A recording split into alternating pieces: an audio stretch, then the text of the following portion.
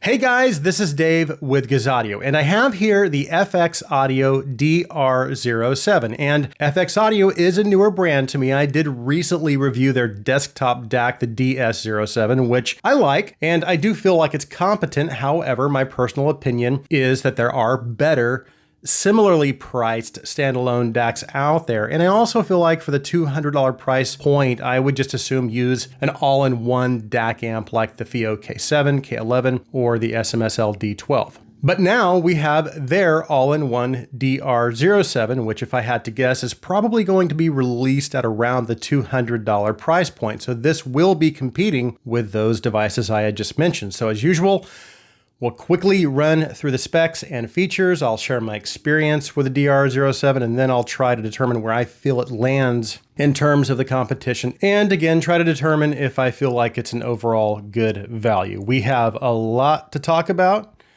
so let's get started.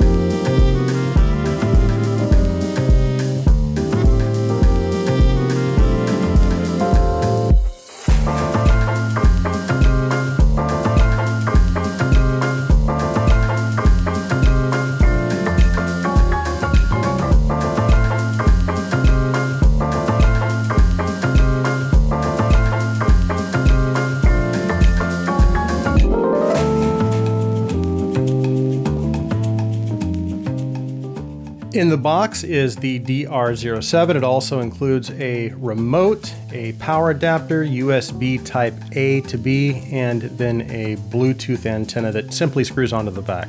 Now, as far as the price, again, HiFiGo has not released the price as of yet, but I think I saw it on a different site for around $200. As for the build, seems to be pretty good. It has an all metal housing, generally feels robust and pretty well made for the price. In the front, we have a multi-function power button that also allows you to switch between inputs. We then have a small but simple display, a 3.5 and 6.35 headphone output, and then a multi-function volume button that when single pressed mutes or unmutes the device, and then when long pressed allows you to switch between high and low gain. And it also allows you to set the outputs to all or auto mode. Then on the back, which I have it plugged in, so I'll run some B-roll of the back. We have 4 input options: Bluetooth, USB, optical, or coaxial. We then have an optical output and a pair of RCA outputs and a 12-volt power input. Now on the inside, the DR07 features dual AK4493 DAC chips, and it can decode up to 32-bit PCM and DSD512. On the Bluetooth side, it has Bluetooth 5.1, and it uses Qualcomm's QCC5125 chipset, and it can decode all of the more common Bluetooth codecs like SBC, AAC, and aptX. Plus, it can decode the higher bitrate audio codecs like LDAC and aptX HD. It also has a pretty decent amount of power output, giving you about 1100 milliwatts at 32 ohms out of both the 3.5 and 6.35 headphone outputs. I do believe, however, that drops to about 80 milliwatts at 300 ohms, which that should be enough to power most 32 ohm full-size headphones, no problem, but it might struggle a little with higher impedance headphones, which I will talk about here shortly. So all in all, the DR07 has a very nice feature set for this price. I only wish they would have included a balanced output along with the single-ended output. Not a deal breaker though, by any means. Okay, let's move on to the sound.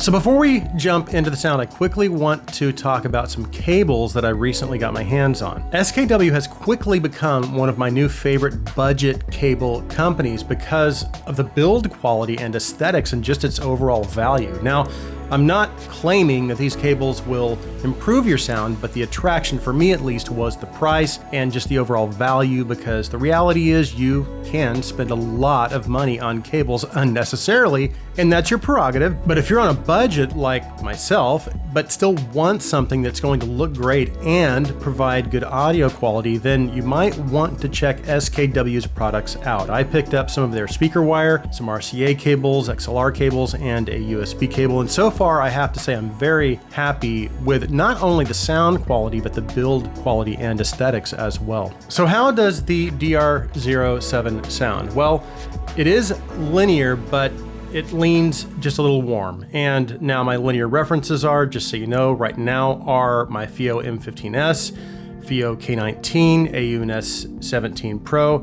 And I also need to point out something quickly. While I do have quite a few higher priced stacks, DAC amp combos, USB dongles, and DAPs, I don't have a ton of all-in-one style desktop devices in this price range. I have had a lot over the years, but I've either sold or given away many of them. I still do have quite a few, but my point is I don't own everything. And right now, my favorite desktop stack at this price point that I currently have on hand is my Topping L32 E32 stack, and my favorite all-in-one is the FIO K7. But I also compare the DR07 to a bunch of my dongles using IEMs because they are technically also all-in-ones and they are similarly priced. But more than anything, it just kind of gave me more points of comparison. And based on all of these comparisons, again, I do feel I was able to determine where this lands in terms of overall performance and value.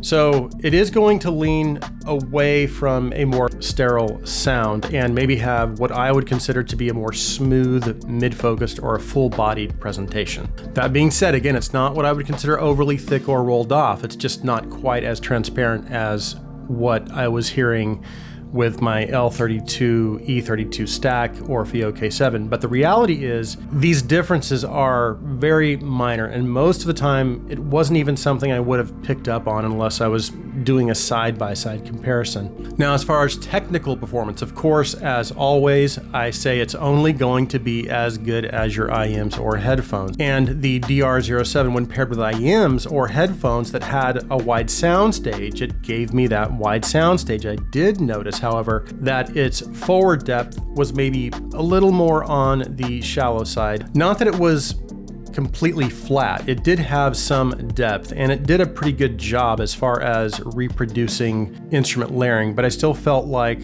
again, the E32, L32 stack, and K7 gave me just a little more. Now, as far as bass dynamics and slam, I actually felt like it did a pretty good job, even with my Aria Stealths, and here is where I think that 1100 milliwatts of power may have helped to elevate the level of the DR07's performance just a little, because it did a great job of driving almost all of my easier to drive full-size headphones. And again, we are still talking about a $200 device, so I can't necessarily expect it to bring the best out of my Aria Stealths or LCD3s, but it is still good enough to give me a fairly enjoyable experience. And besides, I suspect someone looking to purchase a DAC in this price range likely is not buying it to pair with a high-end headphone or IEM, but testing it with those does give me an idea of this device's limitations. All that said, if you do have a harder to drive higher impedance headphone, you might want to look into something with a little more power output because,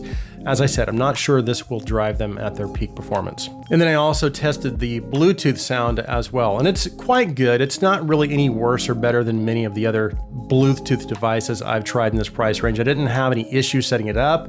It worked with all the different Bluetooth codecs that it claims to work with, so that's perfectly fine. And then I also want to talk about the noise floor, because I did notice a small amount of noise in low gain with my 2020 Andromedas, but not with any other IEMs. So unless you have very sensitive IEMs, it shouldn't be a problem in low gain. However, I did notice noise with most of my IEMs in high gain, but the thing is you shouldn't need to keep it in high gain for IEMs anyway. So again, it shouldn't be an issue. I also noticed some noise in high gain with my Luans, my Civica Luans, which are a more sensitive pair of full-size headphones. But then when I switched to low gain, it was fine. So I guess the bottom line is if you have some very sensitive IEMs, you'll probably hear a tiny bit of background noise in low gain. And if you have sensitive headphones, just keep it in low gain and you probably won't have any noise issues at all. Now, I should also tell you, when I was listening to both my LCD3s and Aria Stealths, I heard next to no background noise at all in high gain. So if you do have some less sensitive headphones, you should be okay in high gain. So to summarize where I feel the DR07 stands in terms of performance and value, I think in terms of connectivity and features, it is a solid value, although I do wish they would have included a balanced output. So connectivity and features are good, and I even think it's competent in terms of its sound performance, but I feel like I was getting slightly better performance from my E32, L32, and my K7, and honestly, even with my FIO K11, which is less expensive, it has a balanced output, and it gives you 1400 milliwatts at 32 ohms and 250 milliwatts at 300 ohms, so it does offer a little more power output as well. So in terms of drivability and pure sound performance, I do feel like it's competent, but I would personally probably opt for something, again, like my L32, L32 stack, or K7, especially if you have some harder to drive headphones. Now, if you need or want Bluetooth, those do not offer that. And again, I need to reiterate one last time, this does work really good with IEMs, and it would probably be more than sufficient if you only had some easier to drive entry or mid-tier full-size headphones. So that concludes my review of the FX Audio DR07. If you're new to the Gazaudio channel and you like our videos, please take a minute and hit that subscribe button. And if you'd like to go a step further, you can also support us through our Patreon. I'll be sure and leave a link in the description. Thank you guys so much for taking the time to watch this review. Please like this video. Please share this video. I hope you have an awesome day.